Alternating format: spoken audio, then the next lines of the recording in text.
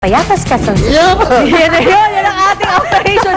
Libreng tuli. Ayun, mga little boys. Handa na ba kayo mga batang lalaki doon para sa kanilang moment of truth, moment of iyak yan? Alamin natin yan kay Maring Susan.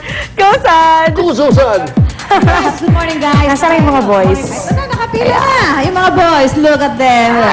Yung mga kanila mga kadamitan. Di ba? May mga naka-shorts na maluluwag. Ha? Mga puruntong. Ayan. Ha? Parang iba nga yata. Dito, naghahanap ako yung mga nakasuot na ng palda. Anyway, tuloy-tuloy po ang ating servisyon totoo. Ang Operation Libreng Tuli dito sa Payatas, Quezon City. At nakita na ho natin dito yung mga bata natin, yung mga totoy. Ayan. Maagaw silang gumising. Alam nyo, yung iba dito, nakita ko yung mga nanay. Sabi ko ba yung mga nanay, magpapatuli ba kayo? Hindi. Kasama ho nila yung kanilang mga anak. Siyempre, yung iba ho, medyo natatakot. Yung iba naman, malalakas ang loob ng ibang mga bata dito dahil ang kasama lang nila ay kanilang mga kabarkada. Ayan yung nakikita ho natin kanina sa TV. Yun ho yung mga nakapila, yung pinakapila. Bali 5 ho yung ano dito yung pwedeng pasukan para magkakaroon ng pagpapatuli. Ayan, eto, lalapitan natin yung mga boys natin dito. Ito, ang luwag ng shorts mo. Kanino to? Sa tatay mo ba yung shorts? Opo. Bakit yan ang suot mo? Sabi niya po eh. Sabi ko ba? Ha? Sabi po. Bakit daw maluwag na shorts ang susuot mo? Para daw po hindi masakit. Para hindi masakit. Patingin nga, tayo nga, patingin nga ng shorts mo kung gaano kaluwag. Ay, talaga namang may kaluwag. Ano, okay ka na? Hindi ka na natatakot? Hindi po. Ilan taong ka na ba? Ano po? 8. Oh, hindi ka na kinakabahan? Hindi na po. Wala ka sa loob nito. Ikaw, kuya, handa ka na? Handa na po. Ba't parang umiiyak ka? Nakakabahan. Ay, nakakabahan ka? Ba't ka kinakabahan? Kasi baka masakit. Sino ba kasama mo? Wala po. Umuwi na mama ko. Ha? Umuwi na po yung mama ko. Ba't may dalang panyon yan? Pampahid ng luha? Pangkagat daw po. Pangkagat. Teka, tinali ka dito. Ito, mga batang ito, mga totoy. Natuli ka na? Halika dito ka. Sige nga, natuli. Ano? Masakit? Hindi. Hindi po. Oo, okay. Ba't nakaganyan? Ba't hawak mong ganyan? Para hindi po maano. Para hindi maano. Masaktan. Pero okay lang, okay. Sabi mo nga, okay. Kasi yung mga iba natatakot daw, kinakaba. Ilang taong ka na ba? 10. 10. O, hindi masakit? Apo. Hindi masakit. Ayan, o. Tuloy yan. Kaya naman, o, kahit pa paano, syempre, yung mga totoy natin dito, may talagang iba-ibang reaction, ano? Kasama natin ngayon si Dr. Irene Chua, isa pong General Surgeon dito sa Metropolitan Hospital. Doc, ito po ha, itong mga bata ho, ito nakita natin, may mga naka-shorts, ganyan, at mukhang pinaghahanda. Ano ba yung mga dapat paghahanda para sa isang bata kung gusto nang magpatuli? Usually kasi pag mga bata, dapat ideally, dapat mentally and emotionally prepared na sila. Kasi mahirap magtuli para sa amin kung yung mga bata makukulit. So, dapat hindi pinipilit. Halimbawa, yung nakita ko ng magulang na, takot na takot pa, wag muna. Pag muna, dapat emotionally and mentally prepared na sila. Meron bang ideal age para sa pagpapatuli? Ideal age would be, kasi karamihan kasi, mostly, wala naman talagang age predilection. Yun, kasi bagong panganak, di ba? Pwede nang tuliin. Okay, Pero sa amin kasi, ideally, dapat, yung age na naiintindihan na nila kung kailan sila dapat tuliin. So, ano yung mga po, Doc? Ano yung mga dapat na gawin pangangalaga dyan sa mga bata kapag ka nagpatuli? Yung nakikita ho natin, dapat ba pag pumunta sila sa pagpapatuli, nakapaligo na sila, at least yung hygiene. Actually, dapat, before sila pumunta, dapat ideally, nakaligo na sila, shorts dapat maluluwag para at least after ng operation, hindi sila masaktan, hindi dumikit yung damit. And then after nung circumcision, dapat at least, tawag dito, take sila ng antibiotics nila and daily wound care. Ayaw, yung bibigay niya kasi meron ho tayo binibigay dito, bahagi natin servisyo to. May libre tayong antibiotic, good for 1 week, ano? 1 week yan. At importante din yung suporta ng magulang, ano? Yung nakikita ko kasi may mga nanay kasama yung mga to. Gaano ka-importante po iyon? Sobrang importante yung support ng magulang kasi eventually kasi sila yung tutulong sa mga anak nila for aftercare ng circumcision natin. Kaya iba may dalang towel, kakagatin pa nyo. Ano? Okay ba yun, Doc? Okay lang naman. Okay, sa sumigaw. Yeah, pwede naman. Totoo ba na yung bata nangangamatis yung kapag ka natuli? Ba't ba sinasabi may nangangamatis? Actually, yung pangangamatis kasi pwedeng secondary yun sa pag-clamp ng mga instruments dun sa penile area nila. And then yung iba naman kasi secondary din sa infection kaya kailangan importante malinis. Yung hygiene pa rin. Hygiene pa din. At yung bayabas, yung nagpaalalanggas ng bayabas, daang bayabas, okay ba yun? Okay lang naman ang paglalanggas ng bayabas kasi by the book naman talaga, meron naman antibacterial effect ang bayabas. Ano yun, talaga isa sa mga herbal medicine yun. Okay, maraming salamat si Dr. Irene Chua. Ito yung mga bata natin, 15 na po yun na matutuloyan dito.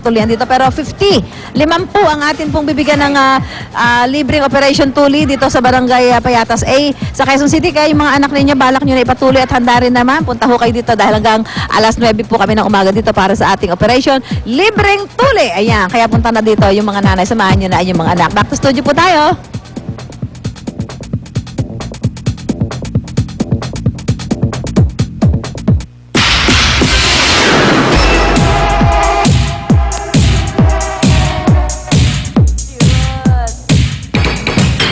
Ang mga tao ngayon ay sinasabing nabubuhay sa fast food generation. Mga tao nabubuhay sa pagkain sa fast food chains. true. Marami nga sinasabi nagiging obese pa nga no? Pag yun Dahil- at yun na lang, ano? At yun na lang. At hindi nakakapag-exersisyo ng regular. Pero alam nyo ba na ang simpleng pag-akyat sa hagdan, oo, ay pwede mong gawa ng paraan para hindi ka at least ma-stroke. That's right. At saka actually, di ba sinasabi na advice na pag kunwari 1 or 2 floors ka lang naman, imbes na mag-elevator ka, take the stairs, di ba? Oo, di ba? Ang hirap nga minsan sumasakay ka ng elevator tapos kapag may sumunod, biglang alam mo lang sa ground floor kayo at pipindutin second floor. Second floor lang, di ba? Kahit ikaw mismo nakasakay ka, naiinis ka rin, parang di na lang inakyat sana nito, di ba? Or may naglakad siya sa stairs. Kaya para dyan, we have a nice challenge this morning. Ang ating staircase challenge. Yan! At para dyan, experience sa ating mga mechanics, kasama natin si Dr. Rebecca Deduya. Good morning, Doc. Good morning. Magandang umaga po. Magandang umaga po. Okay. Totoo lahat ng sinabi mo at talagang kailangan, lalo na itong mga kabataan na ito, makikita mo sila, pupunta lang ng second floor, nag-elevator Naku pa. naman. Okay. Pero And- bakit po? Sa tingin niyo po ay dumadating po tayo sa nagiging na pa isang lethargic society ba Oo tayo? Na dati-dati tayo nasanay tayo sa aircon That's lagi. right. Parang mas spoiled na ba tayo? I think so. Yan yung effect ng advancement in technology. Okay. May downside din talaga. Yes. Meron Diba? Ang din. progress. Yes. Oo. Yun ang side effect na tinatawag. Ano po yung... Doktora, but bagamat lahat po tayo kailangan po magkaroon ng exercise sa buhay ho natin. I think there are certain mga prerequisites pa, di ba? Bago ho tayo mag-engage in any kind of physical activity. Yes. Hindi porke gusto mo na mag-exercise, basta-basta you'll jump right into it. Yes. Ano po yung mga kailangan na gawin muna ng ating mga, kumbaga, contestants bago sila makaakyat dun sa staircase challenge? Totoo yun.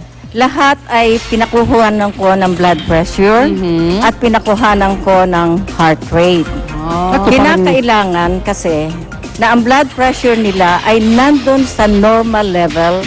And for the information of everybody, ang normal blood pressure is below 120/80. Below? Below 120/80. That's for all ages, boys and, that girls. is for all ages, 18 years old and above.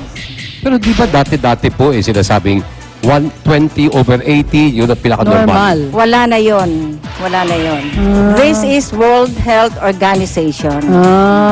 That is the recommendation. Paano naman po nakuha yung heart rate or resting Ang heart rate, the resting heart rate, kahit na lang itong pulso. So, at ilang beats naman yan? Kinakailangan kung ikaw ay mag-exercise, lalo na 5 floors yung aakyatin mo, kinakailangan mag-uumpisa ka ng between 60 to 70.